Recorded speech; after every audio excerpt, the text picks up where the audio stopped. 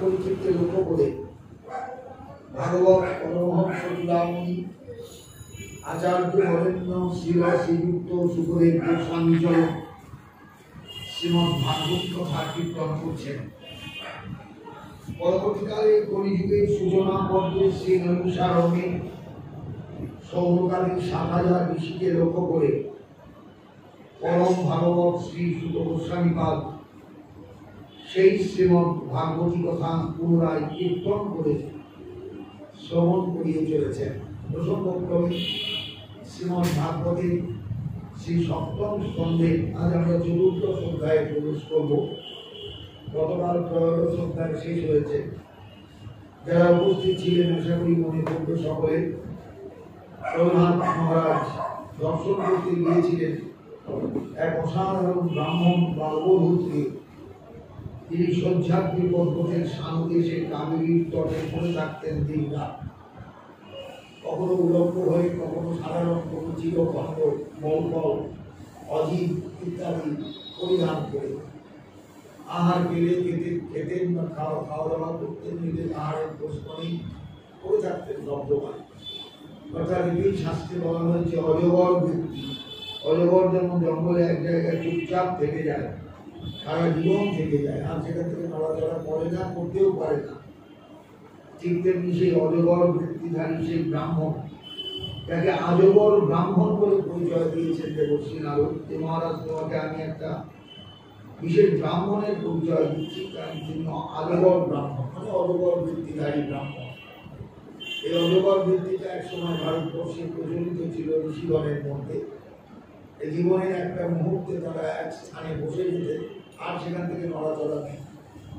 আহার, নিদ্রা, পেচ্ছাপ, পায়খানা, যা কিছু শরীরের যা কিছু ক্রিয়া ওইখানে বসে, কোনো এর জন্য স্থানান্তরে যাবেন না, জায়গা পরিবর্তন হবে না, খাদ্যা খাদ্যের কোনো বিচার নেই, খেতে পেলে ভালো, না পেলে তাও ভালো, শয়নের কোনো স্থান নেই, কোনো বালিশ নেই, কোনো বিছানা নেই, কিচ্ছু নেই। মৃত্তিকায় শয়নের একমাত্র উপাদেয়, মানে যাকে বলা যায় শয্যা। এইভাবেই কাটাতেন। এই এদের দিকে তাকিয়েই ভারতবর্ষে এক সময় একটা বিশেষ শব্দ চালু হয়েছিল, অজগর বৃত্তি বা আজগর বৃত্তি। অজগরের মতন আচরণ, অজগরের মতন ব্যবহার, অজগরের মতন জীবনযাপন। সেই ব্রাহ্মণের কথা বলার পর শেষ হয়ে গেল অধ্যায়। দেবশ্রী নারদ যুধিষ্ঠিরকে বলছেন, তার প্রথম কথা হচ্ছে রাজস্ব যজ্ঞ সভায়, সেখানেই প্রহ্লাদ চরিত্রের আলোচনা হয়েছে, সেখানেই যুধিষ্ঠিরের প্রশ্ন আবার এসেছে নারদের কাছে। নারদ তার উত্তর দিতে গিয়ে এই আজগর ব্রাহ্মণের কথা বলেছে, দিয়ে শেষ করলেন, ধর্মম পারমহংসং বৈ মুনে শ্রদ্ধা অসুরেশ্বর পূজয়িতা ততপ্রীত আমন্ত্র প্রযোজ গৃহম। কালকে অধ্যায়ের শেষ শ্লোক, ধর্মম পারমহংসং বৈ। আপনারা জানেন নিশ্চয়ই যে ভাগবত, শ্রীমদ্ ভাগবত যে ধর্মের কথা আলোচনা করেছে সেটা হল পারমহংস ধর্ম। ইতি শ্রীমদ্ ভাগবতে পারমহংসায়াম সংহিতায়াম বৈয়াসক্কা অমুক স্কন্ধের অমুক অধ্যায়। প্রত্যেক ভাগবতের অধ্যায় সে যে কথাগুলো আছে, ইতি শ্রীমদ্ ভাগবতে পারমহংসায়াম সংহিতায়াম। ভাগবতের একটা নাম হলো বা পরিচয় হলো পারমহংস সংহিতা। জগতে যারা পরমহংস শ্রেণীভুক্ত, পরমহংস চরিত্রে, তারা শ্রীমদ্ ভাগবতকে খুব গুরুত্ব দেন, খুব আলোচনা করেন। ভাগবতের মহিমা তাদেরই মুখে কীর্তিত হয়। এই জন্য পরমহংসগণের আলোচিত গ্রন্থ বলেই এই মহাপুরাণের নাম পারমহংস সংহিতা। আর আলোচনা যার যে ব্রাহ্মণ সম্পর্কে করলেন, তিনিও কিন্তু পরমহংস ব্রাহ্মণ। পরমহংস নামের আগে শুধু লিখে ফেললে হলো না, পরমহংস হতে গেলে হংস বৃত্তিতে প্রতিষ্ঠিত হতে হবে। হংস বৃত্তি মানে চরিত্র, একটা আলাদা চরিত্র। পৃথিবীতে বহু প্রজাতির হাঁস আছে, তার মধ্যে কোনো একটা হাঁসের একটা বিশেষ ক্ষমতা আছে, এটা ঈশ্বর প্রদত্ত ক্ষমতা। তার সামনে যদি এক বাটি দুধের জলে মিশিয়ে দেওয়া যায়, সে তার ঠোঁটের ছাঁকনি দিয়ে দুধটা ছেঁকে খেয়ে নেবে, জলটা পড়ে থাকবে। তার এই আচরণের দিকে তাকিয়ে শাস্ত্রে একটা কথা চালু আছে, পরমহংস ধর্ম, পরমহংস ব্রত,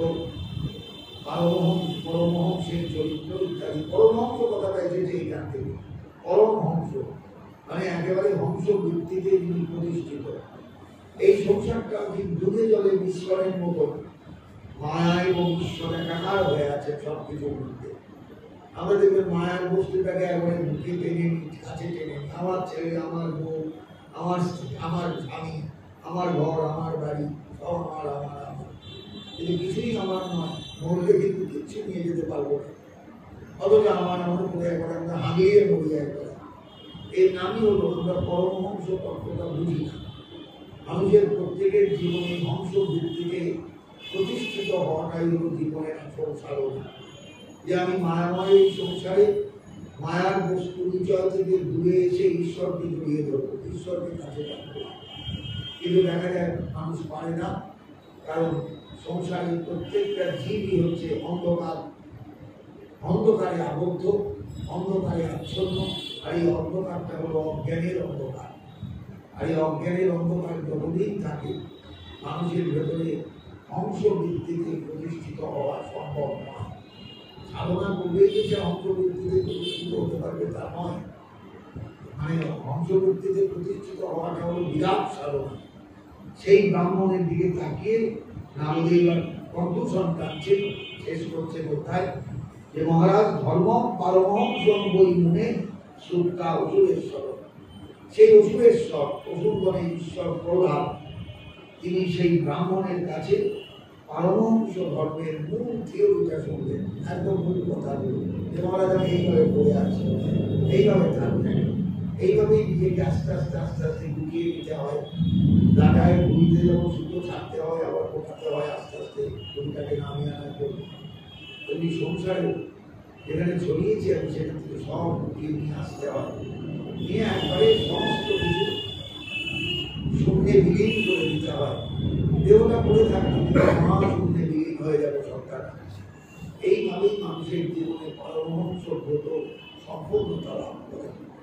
এই যে পরমহংস ধর্ম, এই কথাগুলো বা এই আলোচনাগুলো সেই অসুরেশ্বর প্রহ্লাদ তিনি শুনলেন ব্রাহ্মণের কাছে, সেই আজগর ব্রাহ্মণের কাছে। পুজোই তৎকৃত, তাকে পূজা করলেন, প্রণাম করলেন, আমন্ত্রণ পুজো গৃহ, তাকে শ্রদ্ধা জানিয়ে তাকে রীতিমত অন্তরে ভালোবাসা শ্রদ্ধা জানাতে হয় তার দিক থেকে জানিয়ে বিয়ে ফিরে এলো। অধ্যায় শেষ হয়ে গেলেন। কালকে আমাদের ত্রয়োদশ অধ্যায় শেষ হয়েছে। চতুর্দশ অধ্যায় এখনো সেই আমরা রাজ্য যজ্ঞ সভাতেই আছি। যুধিষ্ঠির এখনো প্রশ্ন শেষ করতে পারেননি। এইবার যুধিষ্ঠির প্রশ্ন করছেন গৃহস্থের ধর্ম সম্পর্কে। নিজের দিকে আঙুল দিয়ে দেখিয়ে বলছেন আমি তো মুরোধী, আমি অত্যন্ত নির্ভোগ, আমিও গৃহবৃত্তি নিয়ে চলি, সংসার নিয়ে চলি, আপনি আমাকে গৃহস্থের ধর্ম সম্পর্কে কিছু বলুন।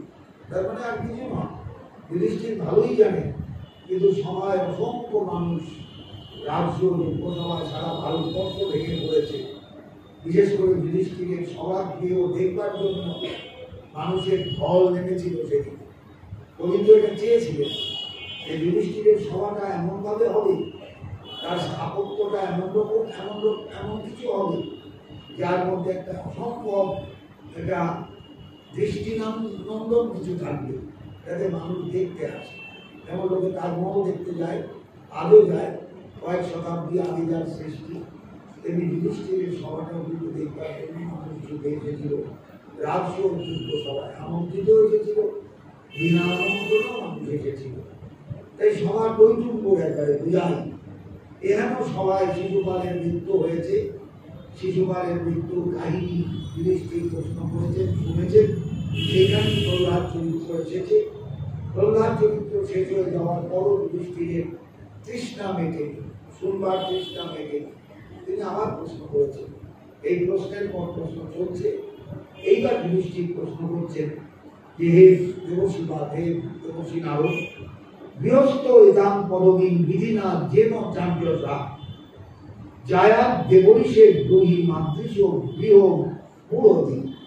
আমি হলাম গৃহ মূঢ়ধি, গৃহ মূঢ়ধি অর্থাৎ গৃহের মধ্যেই আমি ডুবে আছি। মূঢ়ধি মূর্খ, সংসারে আবদ্ধ থাকা মানে তো মূর্খ।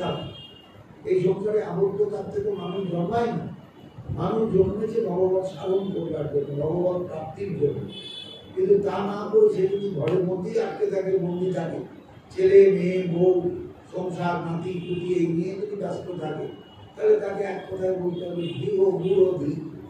আমি সেই গৃহ বিরোধী। নিজেকে কোথায় নামিয়ে দিলেন যুধিষ্ঠির? যুধিষ্ঠিরের মতো ব্যক্তি যিনি একা মহাপ্রস্থানের পথে গিয়েছিলেন, কারুর যাওয়ার ক্ষমতা হয়, তিনি বলছেন হে দেবর্ষি বা হে দেবর্ষি গৃহস্থ এটা পদবী বিধি না যে চাঞ্জসা। আপনি যে ব্রাহ্মণের গল্প আমাকে শোনালেন, বা যে পরমহংস ব্রতে দীক্ষিত ব্রাহ্মণের কাহিনী আমাকে শোনালেন, এই ধর্ম বা এই বোধ একটা গৃহস্থ কি পেতে পারে না? তাকে ওইরকম ভাবে অবধূত দেশে ওইরকম ভাবে একাকি থাকতে হবে? একটা গৃহস্থের কি মনের অধিকার নেই? যদি থাকে তাহলে আমাকে বলুন যে গৃহস্থ এদান পদবী বিধি না যেন চাঞ্জসা। গৃহস্থ এই পথে গিয়ে সিদ্ধি লাভ করবে যদি তার কোনো রাস্তা থাকে। অঞ্জসা মানে তার একটা জীবনের মধ্যে আমাকে বলুন হে দেবর্ষি জায়াত ব্রুহি মাতৃশ গৃহ বিরোধী। আমি তো গৃহ বিরোধী, আমি তো গৃহস্থ, আমি ঘরের মধ্যেই চার দেওয়ালের বন্দির মধ্যেই আটকে আছি। তাহলে আমি হলাম প্রকৃষ্ট আপনার উপদেশের পাত্র, আপনার উপদেশের গ্রাহক। আপনি আমাকে বুঝিয়ে দিন একটা গৃহস্থের পক্ষে যদি ইচ্ছা করে তার ওই রকম আরো মন্ত্র ব্রতে সিদ্ধি লাভ করতে, অজগর ব্রতে সিদ্ধি লাভ করতে, সে কি পারবে না? যদি কোনো রাস্তা থাকে, যদি কোনো পথ থাকে, হে দেবর্ষি ব্রুহি, আমি বলুন মাতৃশ আমার মতো ব্যক্তি, আমার মতো গৃহী কি করে এই সংসারের মধ্যে থেকেও পরমহংস ব্রতে সিদ্ধি লাভ করতে পারে? প্রমাণ বলুন। ব্রাহ্মণের যে গল্প শোনালেন, ব্রাহ্মণ তো সব কিছু ছেড়ে, তার ছেলেও ছিল না, মেয়েও ছিল না, বউও ছিল না, কেউ ছিল না, তিনি একা পড়েছিলেন সব যাত্রী পর্বতের সান্নিধ্যে। ঠিক আছে, কিন্তু আমি তো গৃহী, আমার তো সব আছে, ছেলে আছে, বউ আছে, সব আছে।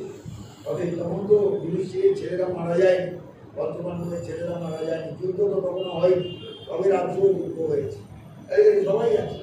অতএব এইরকম একটা ক্ষেত্রে আমি গৃহস্থ, আমি গৃহ বিরোধী, আমার পক্ষে কি উপায় অবলম্বনের প্রয়োজন আপনি কৃপা করে বলুন, যাতে আমি এই পরমহংস ব্রত, ওই ব্রাহ্মণের মতো ব্রত আমি দিতে পারি, আমি চলতে পারি। তখন নারদ বলছেন, শ্রী নারদও আছে, মানে রাজ্য লোকসভায় সেই কথম কথম কিন্তু তার কন্টিনিউশন চলছে, চলেই যাচ্ছে। গৃহেষু অবস্থিত রাজন ক্রিয়া পূর্বম যথোচিতা বাসুদেবার পরম সাক্ষাৎ উপাসিত মহামণি। প্রত্যেক গৃহস্থের কি কর্তব্য যেন মহারাজ? গৃহেষু অবস্থিত রাজন, যিনি গৃহে থাকবেন, হে মহারাজ, ক্রিয়া পূর্বক যথোচিতা, তিনি গৃহ ধর্মটা যেমন পালন করার তেমনি করবেন। সে সকালে উঠবেন, কত সকালে উঠবেন, কখন নিদ্রা যাবেন, এগুলো আমার বলে দেওয়ার দরকার নেই। যে গৃহী, সাচ্চা গৃহী, যে সে জানে কখন উঠতে হয়, কখন কি করতে হয়, এটা জানে। তবে ক্রিয়া পূর্বক যথোচিতা, গৃহীর উপযুক্ত যা ক্রিয়া তিনি সেটা করবেন, কিন্তু আসল কাজটা কি করবেন? বাসুদেবরা প্রণম সাক্ষাৎ উপাসিত, বাসুদেবের রচনা করবেন, সমস্ত সংসারটাই বাসুদেবকে সমর্পণ করে চলবেন। এখানে আমার স্ত্রী, আমার ছেলে, আমার নাতি, আমার পুত্রী, এসব ধারণাগুলো মাথা থেকে বেরিয়ে দেবে। সংসারটা তা, অতএব সমস্ত কিছু একবারে বাসুদেবের চরণে সমর্পণ করবেন। আমার বাবা একটা মন্ত্র লিখেছিলেন, কইতে পড়ে ইতঃপূর্বং প্রাণবুদ্ধি দেহ ধর্মাধিকারক জাগ্রত স্বপ্ন সুযুক্ত অবস্থা সুমংসা বাচা অবস্থাভ্যাম পদ্মা মুদরীন শিষ্ণা যৎ শিবম জবিত্তম যৎকৃতম তৎ সর্বম মম ইষ্টদেব চরণে সমর্পিত অবস্থা। যা করেছি আমি, যে কোনো ইন্দ্রিয় দিয়ে, সেটা যত খারাপ কাজই হোক, যত ভালো কাজই হোক, আমি সমস্ত কিছু আমার ইষ্টদেবের চরণে সমর্পণ করলাম। এই সমর্পণটা হলো গৃহীর সবচেয়ে বড় কাজ। বলছেন বাসুদেব আত্মন সাক্ষাৎ, সাক্ষাৎ বাসুদেবের কাছে সব অর্পণ করে দিতে হবে। কারণ গৃহীর বাস্তব ঝামেলায় সবসময় জড়িয়ে থাকবে, এই ডাকছে ও ডাকছে, সে ডাকছে, এটা করতে হবে, ওটা করতে হবে, সেটা করতে হবে, গৃহীর চারদিকে ভেজাল। অর্থাৎ সেই ভেজালের জীবনযাপনের মধ্যে তার একটাই হলো খুব নিষ্ঠা করে কর্তব্য প্রতিদিন বাসুদেব অর্পণ, বাসুদেবকে অর্পণ করা। বাসুদেব বলেন বুদ্ধির অধিষ্ঠাতা। বসুদেবে যিনি সবসময় বিদ্যমান থাকেন তিনি বাসুদেব। আর বাসুদেব কি হলেন মন, বুদ্ধি, অহংকার, চিত্ত, এই যে চারটে মনের স্তর, তার মধ্যে মনের স্তর হল সংকল্প বিকল্প করা, বুদ্ধির স্তর হল নিশ্চয় করা, বুদ্ধি নিশ্চয়ার্থী। অহংকার অহংকার করে আমি করছি, আমি করবো, আমাকেই করতে হবে, এটা হলো অহংকারের কাজ। আর সব শেষে অনুভবের কর্তা হলো অনিরুদ্ধ চিত্ত। মন একটা পক্ষ, বুদ্ধি একটা পক্ষ, অহংকার একটা পক্ষ, চিত্ত একটা পক্ষ। আগের যেমন চারটে ভাব, তিনি মনেরও চারটে ক্রিয়া সবসময় অবরহ চলছে। তাই বাসুদেবকে অর্পণ করবে একবারে মনের সমস্ত মূল জায়গাটা দিয়ে। এখানে আমার কিছু আর রইল না, সব দিয়ে দিলাম তোমার। এটা করতে হয়, যে কোনো বিয়েরই করতে হয়। বাসুদেব আর পরম সাক্ষাৎ, সাক্ষাৎ বাসুদেবকে সব অর্পণ করতে হবে, উপাসিত মহাপুরী। এবং আরেকটা কাজ করতে হবে মহারাজ গৃহস্থের, সেটা হলো অত্যন্ত নির্দর্জন যারা, ঋষিতুল্য যারা, যাদের শ্রদ্ধা করা উচিত, যাদের আশীর্বাদ জীবনে কাঙ্ক্ষিত, তাদের একটু অর্চনা করা, শ্রদ্ধা জানানো। কারণ তারা পথ প্রদর্শক, তারা উপদেষ্টা, তারা গুরুস্থানীয়। অর্থাৎ তাদের শ্রদ্ধা জানানোটা যে কোনো গৃহস্থের কর্তব্য। যেহেতু তিনি গৃহস্থ, গৃহে তিষ্ঠতি যশ গৃহস্থ, এটা উপবর্তক পুরুষ সমাস। যিনি গৃহে থাকেন তার নাম গৃহস্থ। গৃহে তিষ্ঠতি, তিনি এখন বিয়ে থা করলেন কিনা, সংসার করেছেন কিনা, ছেলেপুলের মা বাবা হয়েছেন কিনা, সেগুলো স্বভাবত। গৃহে যখন আছেন, সমাজে যখন আছেন, তখন তিনি গৃহস্থ। এই জন্য গৃহস্থের একটা গৃহ ধর্ম আছে, সেই গৃহ ধর্মটা গৃহস্থকে পালন করতে হয়। এখানে সংসার করা, বিয়ে থাকা করা, ছেলেপুলের বাবা মা হওয়া, এটা বড় কথা। গৃহে যখন আছেন, সমাজবদ্ধ জীব যখন সামাজিকভাবে জীবন ধারণ করছেন, তার পাশে পাঁচজনা লোক আছে, তাদের ভালো মন্দের সঙ্গে তার ভালো মন্দটা জড়িয়ে আছে, এই যখন ব্যাপারটা হবে, তখন তিনি গৃহস্থ। তিনি জঙ্গলে নেই, তিনি নির্জন স্থানে নেই, ওই ব্রাহ্মণের মতো নেই, তিনি তো সংসারের মধ্যে আছে, তাহলে তিনি গৃহস্থ। আর গৃহে তিষ্ঠতি যশ গৃহস্থ, সেই গৃহে কেমন করে তিষ্ঠতি? সংসার করছেন না, বিয়ে থা করেছেন না, সংসারে করছেন না, না ছেলে মেয়ে ছেলেপিলের বাবা মা নিয়ে প্রশ্ন অবাক করে, গৃহে তিষ্ঠতি, ঘরে আছে, গৃহের গণ্ডির মধ্যে আছে, অনেক গৃহস্থ। তার ধর্ম বলছে সেন্নম ভগবত অভীষ্টম অবতার ও কথামৃত। তেরো মহারাজ, গৃহস্থের একটা বড় কাজ হলো অভীষ্টম, মানে পুনঃপুন, বারবার। কালকে শুনেছি আজার দরকার নেই, আবার কালকে শুনবো, তা নয়। কিন্তু সেন্নম ভগবত অভীষ্টম অবতার ও কথামৃত, ভগবানের অনন্ত অবতার, সেই অবতারের যে কথা, মানে তাদের যে ইতিহাস, তাদের যে বর্ণনা, এটা অমৃততুল্য। এই কথাগুলো পুনঃ শুনতে হয় গৃহস্থে, ভেতরে তার একটা ক্রিয়া যাতে হয়, চলার পথে জীবনের ছন্দে যেন কথাগুলো মনে পড়ে, তাতে কাজ হবে। ভগবত কথামৃতে একটা স্নান হবে প্রতিনিয়ত। আমরা যখনই মনে পড়লো কথাগুলো, তখন একটা স্নান হয়ে গেল, ভগবত কথামৃতের স্নান। রোগীদেবীরা বলেছিলেন না, তব কথামৃতম তপ্ত জীবন অভিবিহিতম কর্মসাপহ শ্রবণ মঙ্গলম শ্রীমদাগতম ভুগি বিনন্তি যে ভুইদারজনা। যারা ভুইদ, তারাই তোমার কথামৃত নিয়ে থাকে, কথামৃত নিয়ে সবসময় চলে। তোমার কথা অমৃত স্বরূপ। অমৃত মৃত ব্যক্তির শরীরে প্রাণ সঞ্চার করতে পারে, এই অমৃতের গুণ। তোমার কথারও অমৃত। জগতের মানুষ সবাই মৃত, সংসারী মানেই মৃত, সংসারী মানেই বিষয়াসক্ত, বিষয়াসক্ত মানেই মৃত, এদের জীবনের কোনো মূল্য নেই। এই মৃত ব্যক্তির জীবনে প্রাণ সঞ্চয় যদি করতে হয়, তাহলে কথামৃত স্নান, কথামৃত পান, কথামৃত নিয়ে বেঁচে থাকতে হবে। বলছেন পরিষ্কার, এই গৃহস্থের কর্তব্য ভালো খেলাম, ভালো করলাম, ও খেলো না, হয়ে গেছে আমার, আমি ভালো খেলাম কিনা দেখতে হবে, তা নয়। কিন্তু শ্রীনম ভগবত অভীষ্টম অবতার অবতারভূত। মহারাজ, গৃহস্থের সবচেয়ে বড় ধর্ম হল অভীষ্টম। অভীষ্টম কথাটা অব্যয় পদ, পুনঃ বারবার সব সময় ভগবানের কথার অমৃত পান করতে হয় গৃহস্থে।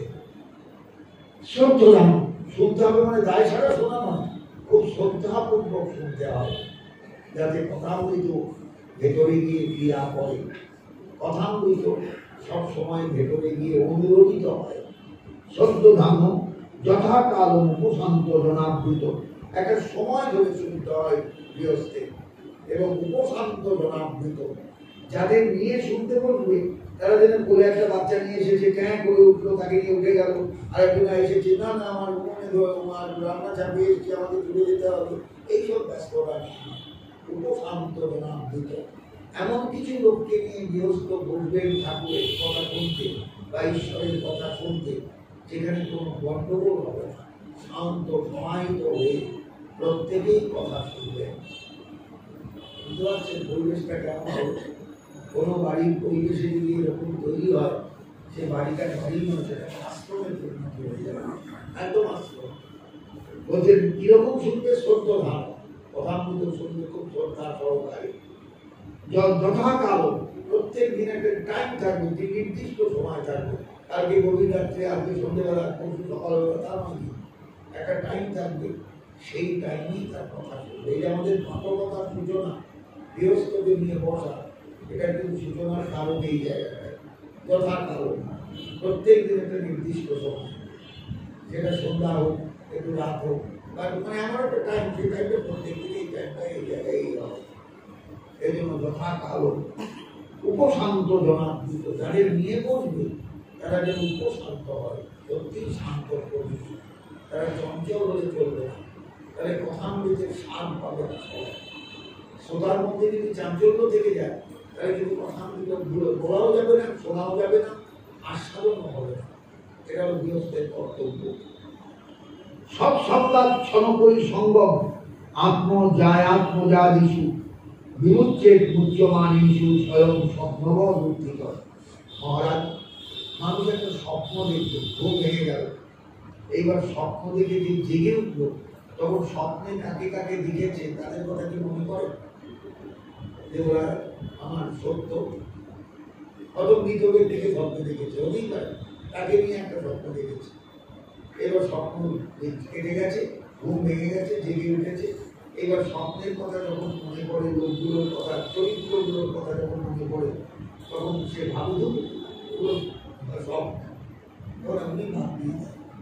তেমনি স্বপ্নের চরিত্রগুলোকে যখন মানুষ ভাব দিয়ে দেয় জীবনে জেগে উঠলে, তেমনি সংসারে যখন কথামৃত শুনতে বলবে, তখন স্বপ্নবৎ সংসারটাকে অ্যাভয়েড করে দেয়।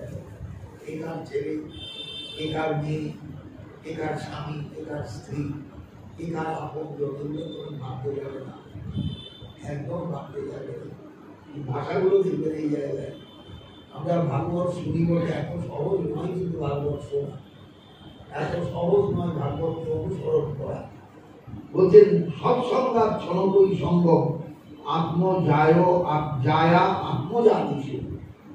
সৎসংবাদ, এই যে কথামৃতের সঙ্গ, এটা সৎসঙ্গ, ভগবানের কথামৃত, এই যে সঙ্গ, এটা সৎসঙ্গ। এই সৎসঙ্গ থেকে কি হবে? আত্মজায়াদিষু। আত্মজায়া মানে নিজের স্ত্রী, সন্তান, সন্ততি, এদের প্রতি যে একটা আপন বোধ, আমার আমার আমার আমার বোধ, এটা কিন্তু আস্তে আস্তে আস্তে আস্তে থাকবে।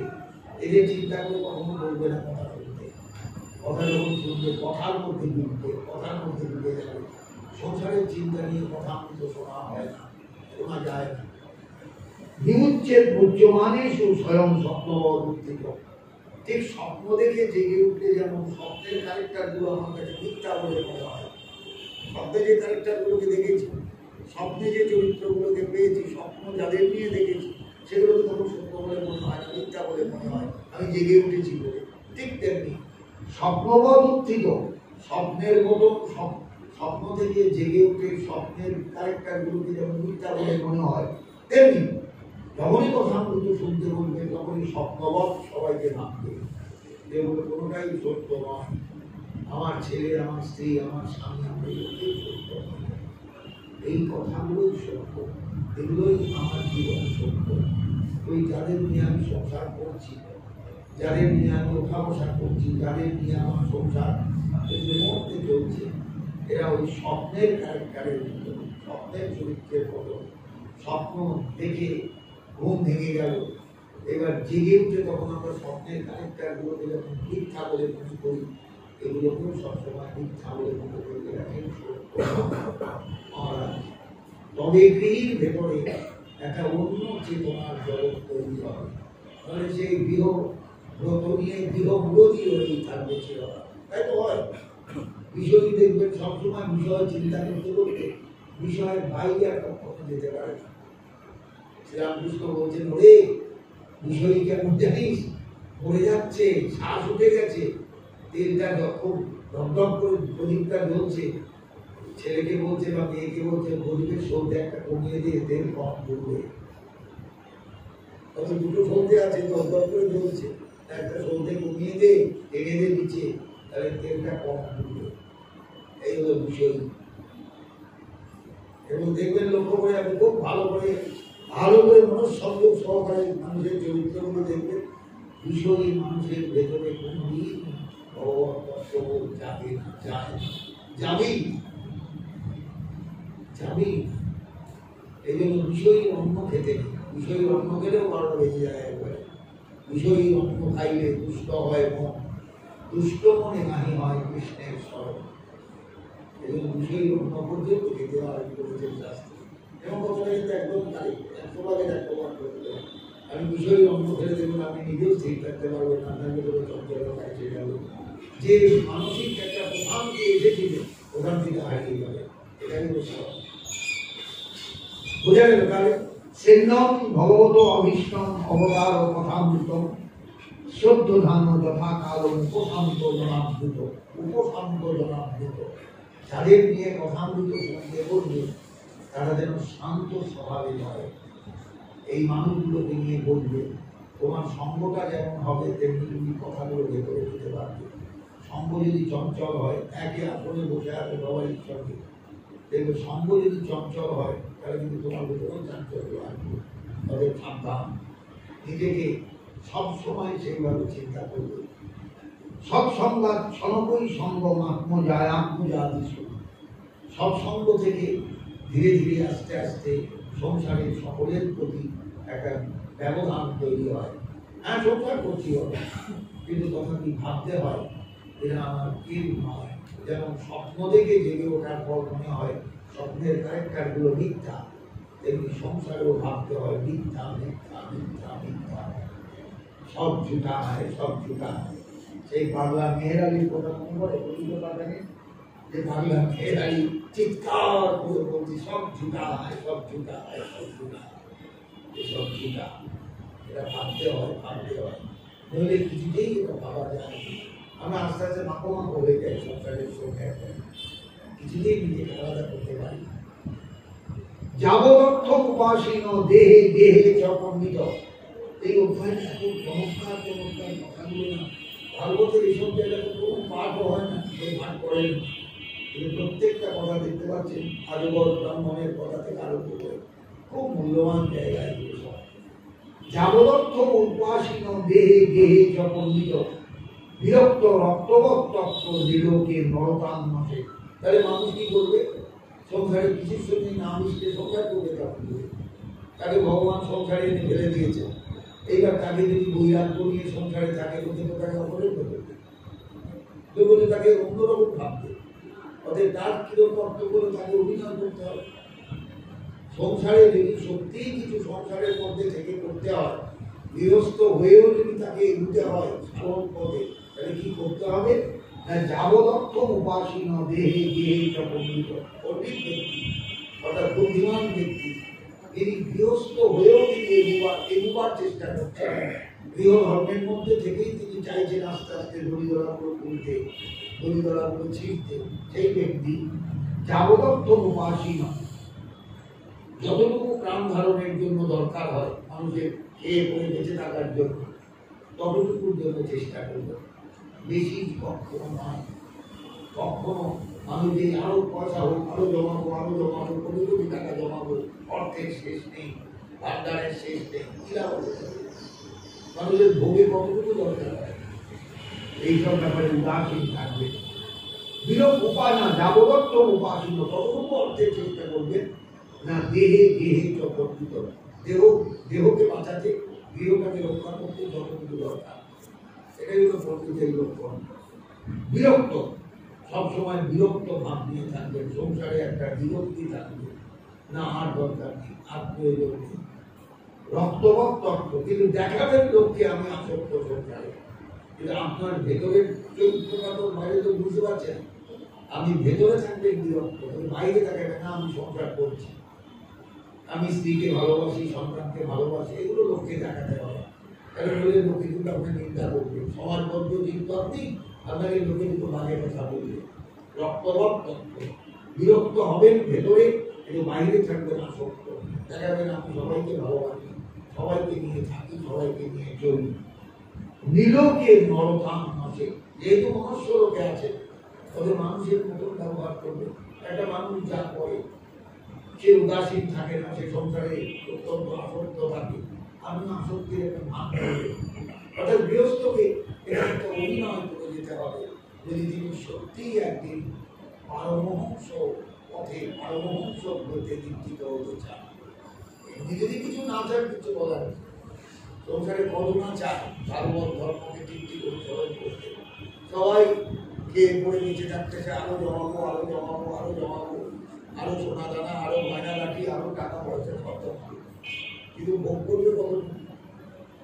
এবার ঘন্টা যদি বেজে যায়, চলে যায় সংসার থেকে, তাহলে যা জমালো সব তো করে লোক দেখতে হবে, সেগুলো তার নিজে ভোগ করতে পারবো না। কিন্তু তার আকর্ষণ, মোহ সব রয়ে গেল এই বস্তুগুলোর উপর। এই মোহকে ভোগ, মোহের জন্য আবার তাকে আসতে হবে। অতএব সংসারে নির্মোহ হতে হবে, কিন্তু বাইরে দেখাতে হবে না আমি মোহ নিয়ে চলছি। লোকে যেন কোনো চিন্তা করতে না পারে। ত্রিলোকে নরকাম আসে, মনুষ্য লোকে মানুষের মতো ব্যবহার করবে, যেমন মশলা মানুষ করে। তারা যেমন সংসারকে ভালোবাসে, ভালোবাসা দেখায়, আপনি দেখাবেন। এটাই গৃহস্থের ধর্ম।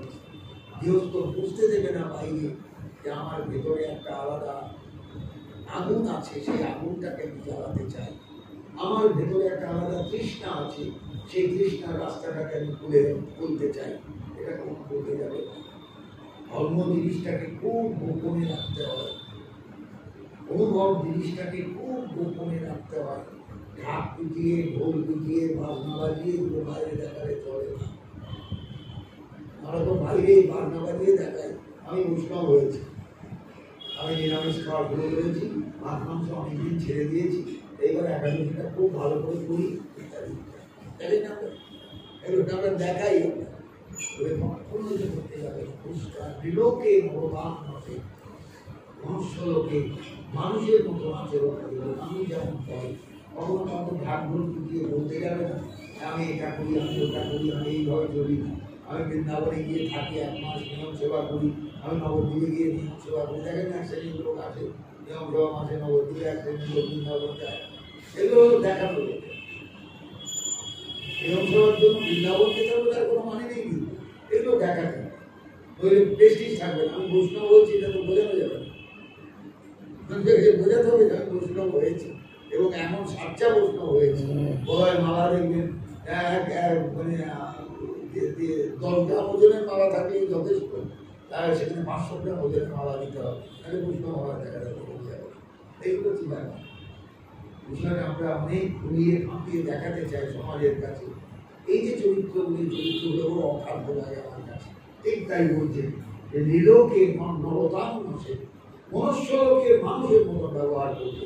যেখানে কখনো তুমি এমন কিছু করতে যাবে না যাতে লোকের মতো সন্দেহ হয়ে যায়। লোকটাকে তো কিছুদিন আগেও তো এরকম দেখিনি, এখন হঠাৎ এত বৈষ্ণব হয়ে গেল কেন? তাহলে ডালমে কুচ কালা হয়, এইগুলো ব্যাপার এসে যাবে, তখন লোকে তখন এই কথা বলবে। জ্ঞানয় পিতর পুত্রা ভ্রাতর সুহৃদ অপরে যদ ভদন্তি যদিচ্ছন্তি জানো মদে নির্মম। সংসারে থাকবে নির্মম হয়ে, কখনো মমতা কোথাও রাখবে না, কিন্তু সব কাজ করবে, সমস্ত কিছু করবে, অ্যাভয়েড করবে না কোনো কিছু।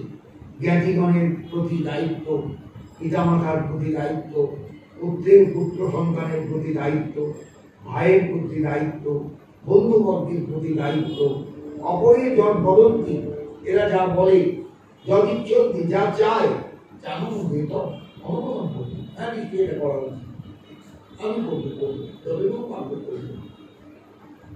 কিন্তু নিজের মনে তুমি থাকবে নির্মম, হ্যাঁ আমি করছি এটা দায়বদ্ধতার খাতিরে, কোনো মমতা নিয়ে নয়। তাহলে জায়গাগুলো বুঝে যাচ্ছে, এটা দায়বদ্ধতার খাতিরে করছি, আমি দায়বদ্ধ এদের কাছে, যেহেতু সংসার করেছি, গৃহধর্ম পালন করেছি, অতএব এদের কাছে আমি দায়বদ্ধ।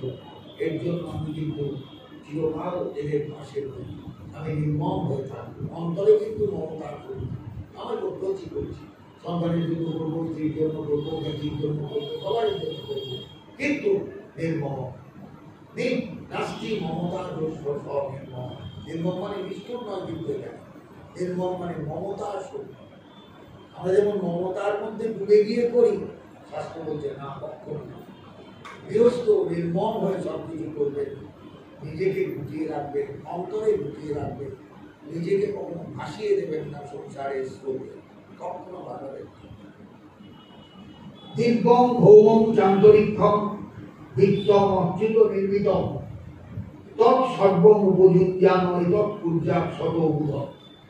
এবং পেটে তো কিছু খেতে হবে, বৃষ্টির জল, দিব্য জল মাটিতে পড়লো, শস্য হলো, সেই শস্য দিয়ে সংসারে পেট চালাতে হবে, এগুলো বলে দিব্য।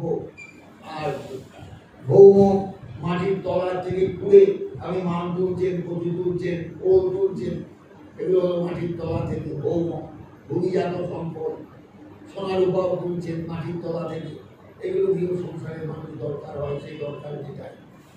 অন্তরিক্ষ, অন্তরিক্ষ থেকে মানে অকস্মাৎ কিছু পাওয়া যায়, হঠাৎ একটা লটারির টিকিটই পেলে, সেই টিকিটটা আপনি খরচ করতে পারেন সংসারের জন্য। কেউ আপনাকে কিছু দিয়ে চলে গেল, আমি কেউ মরবার সময় বিরাট একটা সম্পত্তি টাকা আপনাকে দিয়ে চলে গেল, আপনি ফেলে দেবেন না? কখনো না। গৃহস্থ সেটা ভোগ করতে পারে, কিন্তু ভাববেন কি তৎসর্ব উপযুজ্যান, ভোগ করবেন এত পূজ্যাৎ শতভূত, এগুলো করবেন, কিন্তু সবসময় ওই নির্মম, এতে আসক্ত হয়ে নয়। এগুলো পাওয়া গেছে সংসারের জন্য ঈশ্বর ঢুকিয়েছেন, আমি সংসারের খরচায় দিয়ে দিলাম, ব্যাস বুঝে গেল। আমার বলে ভাববেন না। কি ভাববেন? ভারতবর্ষের কমিউনিজম শিখতে মার্ক্স বাড়ির কাছে যেতে হবে না, মার্ক্সের কাছে যেতে হবে না। এই শ্লোকটাই হলো কমিউনিজমের আসল কথা। যাবৎ ভিয়েত জঠরম তাবৎ সত্যম হৃদেই নাম অধিকম যে অভিমন্যেত স্বস্তি ন দণ্ডবর্হতি। আমি মনে করি এই শ্লোকটা হলো কমিউনিজমের সার কথা। তবে আমরা মার্ক্সবাদের কাছে যাই, লেনিনবাদের কাছে যাই, মাওবাদের কাছে যাই, কিছু প্রয়োজন নেই। এই শ্লোকটা যদি বেঁচে থাকে, এই শ্লোকটার তাৎপর্য যদি মানুষ বোঝে, তাহলে তার কমিউনিজম শেখা হয়ে গেল, সোশ্যালিজম শেখা হয়ে গেল। যাবৎ ভিয়েত জঠরম, তোমার পেটে যতটুকু ধরে, ঠিক যতটুকু পেটে ধরে সেইটুকুতে তোমার অধিকার, তাবৎ সত্যম হৃদেই নাম। প্রত্যেক প্রাণীর যতটুকুতেই অধিকার, যতটুকু তার পেটে ধরে। আমার পেটে ধরলো এতটুকু, আর আমি ঘরে বোঝাই করলাম আমার খাদ্য, আমি ব্যাংকে বোঝাই করলাম আমার টাকা, কি লাভ আছে? তোমার পেটে কতটুকু ধরে সেইটুকু তুমি জোগাড় করো। অধিকম যে অভিমন্যেত, পেটে যতটুকু ধরে তার বেশি যে জমায় বা যে জোগাড় করে, স্বস্তি ন, সে চোর, দণ্ডমর হচ্ছে, তাকে দণ্ড দেওয়া উচিত। কি বোঝা গেল কথাটা? সব পুঁজিপতি এখানে পানিশমেন্ট হয়ে যাবে। তো জগৎটা তো পুঁজিপতির জগৎ আজকে, আমাদের ইকোনমি চালাচ্ছে তো পুঁজিপতিরা। যাবৎ বিয়ে তো জনরম, আমি তো বললাম কমিউনিজমের সার কথা হলো ভাগবতের এই শ্লোকটা, অসাধারণ শ্লোক। যাবৎ বিয়ে তো জনরম, আমি শ্লোকটা কবে মুখস্থ হয়, ও কতকাল আগে কত জায়গায় বলি, তার বলেছি তার যোগটা নেই। যাবৎ বিয়ে তো জনরম তাবৎ সত্যম হৃদেই নাম। তোমার পেট চালাতে যতটুকু লাগে তোমার সেইটুকুতে অধিকার। অধিকম যে অভিমন্যেত, যে আরো বেশি চায়, স্বস্তি ন দণ্ডবর্হতি, সে চোর, তাকে দণ্ড দেওয়া দরকার। তার মানে যে প্রয়োজনের অতিরিক্ত অর্থই জমা, বিত্তই জমা, চালই জমা, গমই জমা, তেলই জমা, গোডাউনে যাই জমা, সেই ভণ্ডার হচ্ছে চোর। সে সমাজের মানুষকে ঢুকিয়ে নিজে ঢুকিয়ে রেখেছে নিজের ক্ষমতা বলে। কমিউনিজম কি বলতে চায়? সাম্যবাদ, সবারই কাছ থেকে সমান করে ভাগ করে দাও সমাজ। তাহলে যে জমালো সে তো চোর, কিন্তু একদম কমিউনিজমের মূল কথাটাই হলো ভাগবতের এই শ্লোকটা। কখনো তার বলতে গেল লোকে খেতে পাচ্ছে না, তুমি ঘরে চাল জমাচ্ছ।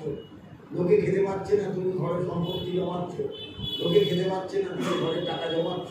এই অর্থের কোনো মূল্য নেই, এই অর্থের ধনের কোনো মূল্য নেই। মানুষ তো খেতে পেল না, মানুষ তো না খেয়ে মরে গেল, লাভটা কি হলো? অতএব যে অধিকম ওই অভিমন্বিত, যে বেশি চায়, বেশি জমায়, সস্তিন, যে চোর, সদণ্ড মরতি, সে দণ্ডান হোক, তাদের দণ্ডদান করা উচিত। পরেশ কবি বলছেন, মনে রেখো মহারাজ যুধিষ্ঠির, মৃগ উষ্ট খর মর্ক আকু সরীসৃপ খব মক্ষিকা আত্মন পুত্রবৎ পশ্যে তৈরি সামন্তরীয়। তোমার ঘরে ছেলে মেয়ে আছে, তুমি ছেলে মেয়ের জন্য চিন্তা করছো। ওই জঙ্গলের প্রাণীটার দিকে তাকিয়েছো? ভয়ঙ্কর গ্রীষ্মে জঙ্গলে একটু ঘাস নেই, মৃগগুলো কি খাবে? ভেবেছো কখনো? মৃগগুলোর কথা যেমন মনে করছো, উষ্ট্রগুলো তোমার পিঠে মাল নিয়ে যাচ্ছে মরুভূমির পথে এক দেশ থেকে আর এক দেশে। বহু জায়গায় উষ্ট্রই তো এখন তো চলাচলের মাও মরুভূমিতে। এরা কি খাবে দেখেছি কোনোদিন? খড় গাধাগুলোকে নিয়ে মাল বোয়াচ্ছ, গাধাগুলো কি খাবে চিন্তা করেছো? তোমার চারপাশে মরকট, যে বানরগুলো তোমার চারপাশে ঘোরাঘুরি করে, চোখ চোখ করে, তোমার ঘরে ঢুকতে চায়। তারা কেন ঘরে ঢুকতে চায়? না খেতে পেয়ে তো ঘরে ঢুকতে চায়। তাদের দিকে একবার তাকিয়েছিল? সরীসৃপ আকু, যে সমস্ত পাখিগুলো তোমার চারপাশে রয়েছে, পাখিগুলোকে কোনোদিন খেতে দিয়েছে? যে সমস্ত প্রাণীগুলো, মক্ষিকাগুলো, মাছিগুলো উড়ে বেড়াচ্ছে, তাদের কোনোদিন খেতে দিয়েছে? এরা তো তোমার নিজের পুত্রের মতন আত্মন পুত্রবৎ করছে। নিজের ছেলেটাকে যেমন তুমি দেখো, তার জন্য যেমন খাদ্য জোগাড় করে রাখো, এদেরও একটু দিও। প্রত্যেককে দিতে হয়। সমাজে কেউ অবহেলার পাত্র নয়, সবাই ঈশ্বরের সন্তান।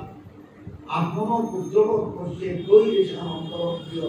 তোমার সন্তানের সঙ্গে ওই তোমার চারপাশে ঘোরাঘুরি করছে যে প্রাণীগুলো, সে বানর হতে পারে, মরকট হতে পারে, সে কুকুর হতে পারে, সে উট হতে পারে, সে ছাগল হতে পারে, ভেড়া হতে পারে, বিভিন্ন প্রাণী হতে পারে। এরা যদি খেতে না পায়, তোমার ছেলে তুমি খাওয়াচ্ছ, ওদের দিকে তোমার একটু স্নেহ দৃষ্টি যাবে না? আচ্ছা বলো তুমি, তোমার ছেলের সঙ্গে ওদের তফাৎ কি আছে? না হয় তুমি ওদের জন্ম দাও, কিন্তু ওরাও তো কোনো মায়ের সন্তান, ওরাও তো কোনো পিতার সন্তান। তোমার সন্তান তোমার সন্তান, তোমার সন্তানকে যদি তোমার গরম থাকে, তাকে আধমুটো দিয়ে ওই আধমুটো ওদের বার করে দিও, তবেই তুমি গৃহধর্ম ঠিক পালন করবে। তাহলে তোমার গৃহধর্ম পালিত হবে না, তুমি কিন্তু গৃহস্থ হতে পারবে না। মহারাজকে বলছে যুধিষ্ঠির, এটা কি যুধিষ্ঠিরকে শেখাচ্ছেন না সারা ভারতবর্ষকে, দেশকে, পৃথিবীকে শেখাচ্ছেন? এইগুলো ভাগবতের উপদেশ। মৃগ উষ্ট খর মর্ক আকু সরীসৃপ খব মক্ষিকা আত্মন পুত্রবৎ করছে তৈরি সামন্তরীয়। এই প্রাণীগুলোর সঙ্গে তোমার সন্তানের তফাৎটা কোথায় বলতো? না, তোমার সন্তানের জন্মদান তুমি করেছো, ওদের জন্ম তুমি দান, কিন্তু ওরাও তো তোমারই মতন সন্তান হব। তারা তো গৃহস্থের উপরই বেঁচে থাকে। এই গৃহীরা যদি একটু দুমতো ফেলে দেয় ছড়িয়ে, ওরা খেয়ে বেঁচে থাকবে। তুমি কাছে যাকে পাও তাকে কিন্তু দেখো, তাকে কিন্তু উপেক্ষা করো না। গৃহধর্ম শেখাচ্ছেন রাজা যুধিষ্ঠির।